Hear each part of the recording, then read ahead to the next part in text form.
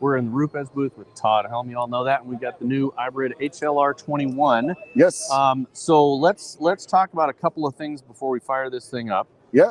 It doesn't go to 11, but it does go to 6. It does go to 6. The idea behind this was all about balance and noise and vibration. Yeah. That's kind of the guiding light between any product that we develop. Is obviously the performance has to be there, but ergonomically, it has to be a comfortable tool for end users and technicians to use over and over again. So what we ended up doing with the HLR 21 and 15 is redesigning the platform from the ground up.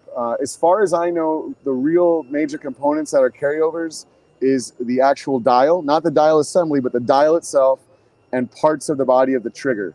The rest of the tool is basically brand new from the ground up. Yeah, and it is, and let me just tell you guys, because I picked this up yesterday, I cheated, but it is absolutely probably the lightest 21-inch. I have never felt something that I would have been comfortable with, like a one-handed, not recommending that, but this is a super light tool, and the balance is absolutely incredible. I mean, it's shocking. You find it so fast where that balance is depending on your person. So we're gonna turn it on here in a minute. I'm gonna put some polish on it, but I want to make sure that they can hear the sound because it is unbelievably quiet. Is this? Oh, this is new. Yeah, we primed it up. Perfect. Give it a couple drops of product, and you can play with the new Azure intermediate pad. Yep, this is the intermediate pad, which we talked about on our podcast. If you guys saw that, and Todd's gonna correct me on everything I do wrong. So not on camera. Yeah, exactly. We'll have a conversation afterwards. That's right. So we're gonna.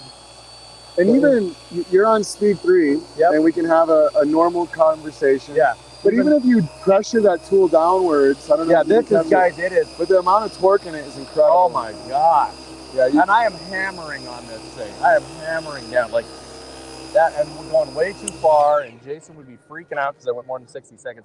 But I hammered on that, and we're at about 5, and it didn't even flinch. No. Yeah, 5 it'll definitely. It's crazy.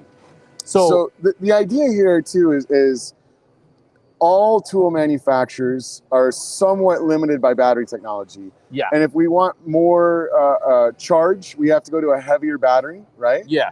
And the problem with that is when you start putting a heavy battery on the back of a tool, it completely changes the balance. It makes it uncomfortable for the operator. And a lot of the polishers that are on the market now, they're heavier, and then the other way we get battery life is we turn down the performance of the motor, so less pull off the battery, less torque, but you get battery life. So heavy battery, less power.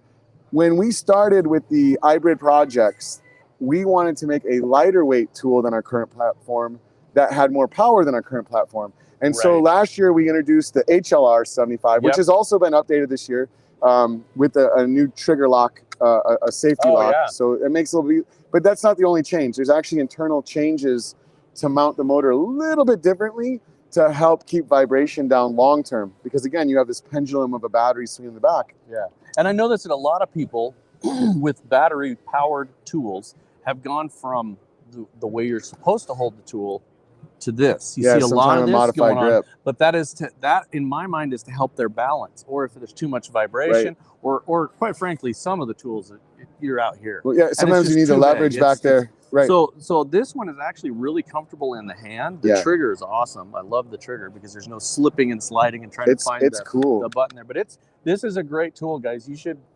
definitely. Again, I know you guys don't have exact dates, so I won't ask, but in the next quarter, is this going to be released in this next quarter? As of today, right now, we're thinking, let me hedge the statement correctly. We're thinking probably most likely there's a good percentage that it will be the end of January or early February. That's not a promise, but we are ramping up for full production. Those are the last of the prototypes, so the production model actually will vibrate a little bit less. Just because of some internal structures. Which is amazing to say it'll vibrate less with the amount of actual vibration this doesn't have. Yeah. This is a great tool, and you guys should definitely find your distributor when it's released, or get a hold of somebody that maybe has stolen one from SEMA. And but some podcast guys. Get your hands on this, because this is the 21. That's right. That's the Detail Solutions guys. They'd steal this, but the RoadFS guys, no, we just beg. So they beg a lot. Yeah, this is unbelievable. So thank you very much. Oh, it's our pleasure. We're excited. You know, the reality is for a long time now, everybody has been asking us when, right? Obviously it's coming when. And it's hard to sit on the sidelines, particularly in an industry that you've kind of created and innovated in, and the perception is you're falling behind. But by reimagining the platform, we feel like we're offering the best solution on the market. Oh, and this, I don't think you guys should even get any feedback that you're falling behind. This tool is great too. The balance on this is unbelievable. Yeah, and you can put your finger in there and it's absolutely where it needs to be. We've got people that have used this that just love this device. And it is you know, affectionately called the high heel. Yeah, I get Sydney calls the high heel, but it's not a bad name. It's a fabulous tool, and I love the technology. Thanks, man. Really appreciate you taking the man, time. I really appreciate everything you guys have done for us. Thank you. Come to SEMA. It's the Rupes booth. You know, you're not going to miss it. So. Yeah, no, they're follow the crowd. Just follow the crowd. Follow the crowd. Right.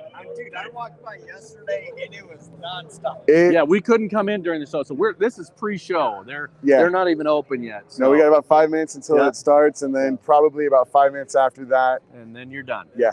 So with some luck. So we appreciate everybody's support. Thank you so much.